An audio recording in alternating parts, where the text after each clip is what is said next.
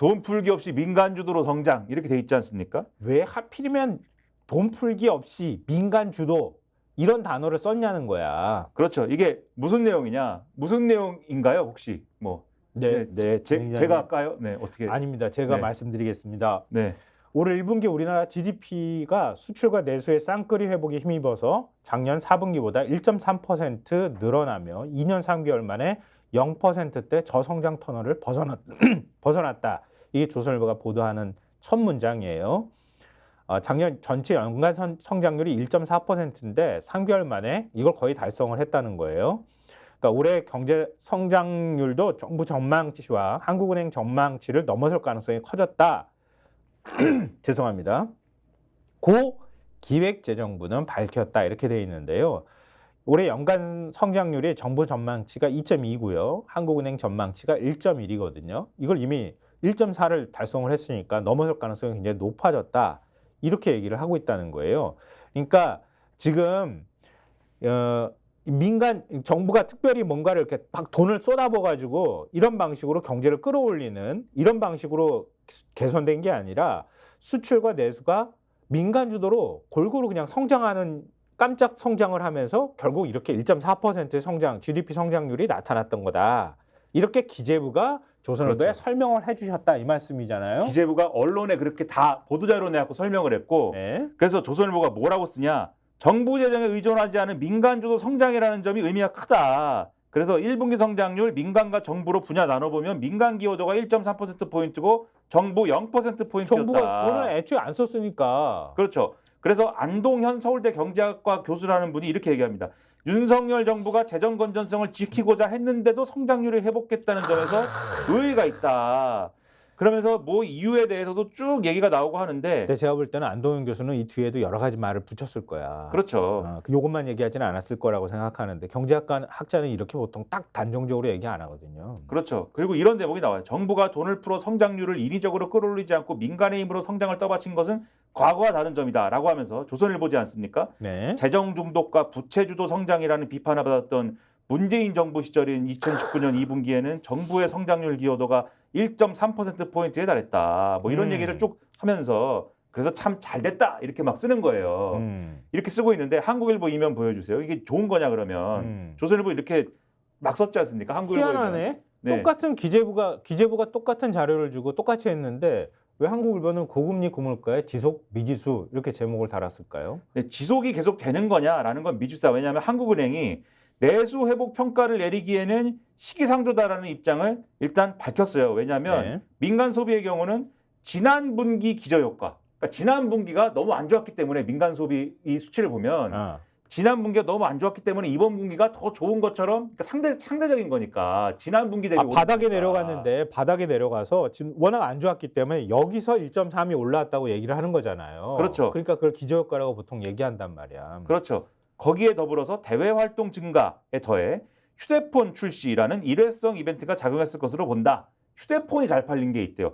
삼성전자의 갤럭시 S24가 잘 팔렸다고 합니다. 뭐 인공지능 뭐 칩이 네. 탑재됐다 그런 거 있잖아요. 네, 그래서 요런 게 일회성 이벤트로 작용한 것이기 때문에 신승철 한국은행 경제통계국장이 민간 소비가 완전 회복세로 돌아섰다고 판단하기 어렵다라고 얘기했고, 건설 투자의 경우에는 기저효과 및 양호한 기상 여건 덕분에 대단지 아파트의 마무리 공사가 진행이 잘 돼서 크게 성장한 덕분인데, 요것에 대해서도 부동산 프로젝트 파이낸싱 관련 불확실성이 상존해 있고 수주, 착공 등의 건설 관련 안 좋았던 지표들이 본격적으로 나타날 가능성이 있기 때문에 이게 다시 되돌아갈 수 있다. 그래서 요건 지켜봐야 된다라고 일단은 얘기를 하고 있는 그런 상황이에요. 그래서 요거는 그래서 앞으로 불확실성이 좀 있다라고 한국은행은 전망하고 있는데 이게 다가 아닙니다. 경향신문도 있죠. 경향신문 8면을 네. 보여주세요. 네. 그건 제가 말씀드릴게요. 앞서 쭉 이렇게 성장률과 관련해서 말씀하셨으니까 경향신문이 이렇게 얘기합니다. 그 내용을 쭉 전하면서 관건은 이 같은 회복세가 앞으로 이어질지 여부다. 차관 경기와 지표 경기가 차이 난다는 점도 문제다. 민간 소비와 건설 투자 모두 1년 전과 비교하면 호조를 보이고 있다고 할 수 없다. 민간 소비는 전년 동기 대비 1.1% 증가 수준에 그쳤고 건설 투자는 전년 동기 대비 마이너스 0.6%를 기록했다. 이란 이스라엘 전쟁 가능성 등 불확실한 변수가 많아 하반기로 갈수록 위험 요인에 흔들릴 수 있다. 금리 인하 기대감이 밀리고 있다는 점도 변수다. 이렇게 얘기를 하고 있다는 거예요. 그리고 대기업과 수출기업 위주로만 온기가 돈다는 지적도 나온다. 한국은행의 기업경기 실사지수 및 경제심리지수 조사 결과를 보면 이달 전산업 현황 BSI는 전월보다 2포인트 상승한 71로 집계됐다. 업황지수가 100 이하라는 것은 부정적 응답이 긍정적 응답보다 많다는 뜻이다. 특히 대기업과 수출기업의 업황지수는 각각 3포인트, 5포인트 상승했지만 중소기업과 내수기업은 각 1포인트씩 내렸다. 대기업과 중소기업, 수출기업과 내수기업의 체감 경기 차이는 더 벌어진 셈이다. 그러면서 허건영 신한투자증권 연구원 말을 인용하는데요. 금리 인하 시점 후퇴에 따른 시장 금리 상승 효과가 투자 회복을 제한할 것이다. 수출 호조는 반도체, 기계 등 특정 산업에 집중되고 있고 주변국과 기타 산업으로의 확산 속도가 예상보다 더뎌 올해는 상고하저의 성장세를 보일 것이라고 전망했다. 이렇게 얘기를 하는 거잖아요. 정부는 막 이거 축포 막 터트리면서 장밋빛 전망을 막 내놓고 있는데 정반대의 전망도 이렇게 나오고 있다. 이런 점들을 얘기를 하고 있잖아요. 그렇죠. 하다못해 중앙일보 기사에도 제가 조금 말씀드리면 다만 최근 들어 중동 정세 불안, 미국 금리 인하 지연 등 대외 불확실성이 커진 만큼 향후 상황 지켜봐야 한다는 신중론 적지 않다. 3고, 고물가, 고유가, 고환율 이게 언제든 한국 경제를 짓누를 수 있어서이다 이렇게 돼 있고 김정식 연세대 경제학부 명예교수가 이렇게 얘기했습니다. 내수는 아직 침체 상황에 가깝고 미국 금리 인하 등의 불확실성이 있는 만큼 1분기 수치가 잘 나왔다고 성장률 전망치 높이는 건 이른감이 있다 이렇게 얘기했고 최근 한국 수출이 호조세를 보이지만 반도체 쏠림에 따른 착시 현상이 있는 것으로 나타났다 이런 대목도 있어서 중요한데 그런데 이걸 가지고 그러면 왜 이렇게 기획재정부 등은 난리냐. 한겨레를 보여주십시오. 한겨레 6면 제목이 이렇게 돼 있어요. 대통령실 정부 회복 진입 목청 추경 제동 걸기 물음표 이렇게 돼 있는데 네. 이 기사 내용이 이런 거예요. 이러한 내용에 한국은행 속보치가 나오자 대통령실과 기획재정부는 즉각 민간이 주도하는 경제 회복 경로에 본격 진입했다며 한껏 고무된 평가를 즉각 내놨다. 한은의 경제 성장률 속보치에 대통령실 정부가 함께 별도 브리핑에 나서 평가를 내놓은 건 매우 이례적으로 야당이 요구해온 13조 원 규모의 민생회복 추가 경정예산 편성을 의식한 게 아니냐는 분석도 나온다라고 썼어요. 그러면서 실제로 이날 성태윤 대통령실 정치실장이 브리핑에 나서가지고 이게 대단한 거다 이렇게 설명한 거 기획재정부가 별도 설명 자료를 내고 브리핑 열어가지고 이게 너무 좋다 이렇게 막 얘기한 거 이런 것들에 대해서 쭉 썼고 민생회복지원금에 대한 정부 입장을 기자가 물어보니까 이 기획재정부 국장이 이렇게 얘기했답니다. 경제 침체 상황은 앞으로 더는 아닐 것 같다. 그러니까 이게 우회적으로 반대 입장 얘기한 거다라는 거를 그렇게 해석을 해놨는데 여기에 대해서 한겨레가 하준경 한양대 교수 경제학부 교수인데 일단 물어봤습니다. 네. 이게 좋은 겁니까? 네. 하준경 교수가 이렇게 얘기했대요. 정부가 성장에 크게 기여하지 못한 그런 결과이기 때문에 아까 0%라고 말씀드렸죠. 네. 내수가 본격 회복될 거라고 기대하기 어렵다. 우리 경제 활력이 잠재 성장률보다 낮은 상황인데 정부가 성장을 견인하지 못했다는 사실이 자랑할 일은 아닌 것 같다. 이렇게 얘기를 했대요, 교수님이. 이게 사실은 우리가 이렇게 쭉 기승전으로 이렇게 전해드렸지만 이게 핵심인 거예요. 이렇게까지 막 분위기 띄워가지고 얘기하는 거는 결국 행간을 읽어보면 맥락으로는 이재명 대표가 얘기하는 추경 25만 원 민생회복지원금 굳이 할 필요 없어 지금 팍팍 살아나고 있잖아.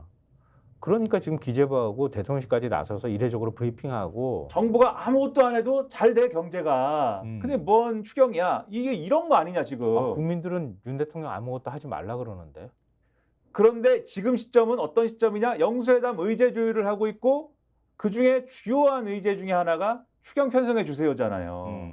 근데 이게 왜 이러는 거냐. 이런 의심이 지금 드는 거고. 사설 보여주십시오. 경향신문 27면 경향신문 사설 보시면은 예, 1분기 1.3% 깜짝 성장. 예, 쓰리고는 약간 어감이 뭐 무슨 삼고라고 읽지 무슨 쓰리고야. 고스톱 같네. 네, 이게 그러니까 평소에 뭘 보고 있는지가 나오는 거예요. 저렇게 삼고 쓰 있는 거 보자마자 아 쓰리고 네 이렇게 나와 버리네요. 고스톱도 하는구나 밤에. 네, 아예 안 하지만 네 소식적에 네 조금 네. 네. 삼고 위기 이제부터다. 제가 처음 제가 6살 때 처음 그 당시에 빨리 네, 8086 XT 컴퓨터로 처음 한 게 고돌이었어요. 네.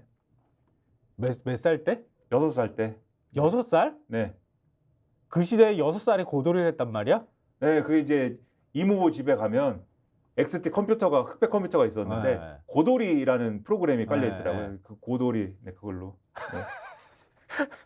했는데 빨랐구나. 그러게요. 그러게. 예, 문제가 있어요. 음. 아니 사설 내용도 고돌이 소개해 주시죠. 아니 지금 시간이 좀 모질러가지고 네. 일단 경향신문은 아마 제목만 보셔도 네, 지금 고물가도 있고 고유가도 있고 고환율도 있는데 이런 상황에서 이 물가를 일단 잡는 게 우선되어야 하는 상황이잖아요. 아무리 반도체 수출이 좋아지고 기계 분야 뭐 자동차일 텐데 자동차 수출이 좋아졌다 이렇게 얘기를 하지만 그 온기도 제한돼 있을 뿐더러 지금 이렇게 계속 수입 물가도 높은 상황이고 또 물가 부담이 큰 상황에서 이 다시 내수가 살아날 수 있겠느냐 뭐 맥락상으로 보면 그런 건데요. 그리고 한겨레신문 사설까지 같이 하면서 경향신문에서 마지막 대목만 제가 아, 말씀드릴게요. 마지막 그래서 지금 그런 힘든 상황이기 때문에 뭐라고 하고 있냐면 이 고물가 고금리 고환율의 삼각파도는 이미 서민 경제를 벼랑 끝으로 몰고 있다. 이게 언제까지 계속될지 모른다. 그런데 이 정부는 세수 펑크, 재정 적자로 정부의 위기 대응 능력이 떨어지는 상태다. 그래서 이걸 해결하려면 서민들의 고통 해결을 위해서는 부자 감세와 같은 낡은 정책 기조에 대전하는 서둘러야 되는데 위기는 정점으로 가고 있고 대응할 시간 많이 남지 않았다. 이렇게 지적을 하고 있는 거예요. 네, 한겨레신문 사설도요. 1분기 깜짝 성장, 반도체 착시 걷어내고 냉정히 봐야 이렇게 얘기하는데요. 반도체 지금 업황이 굉장히 좋아지고 있다.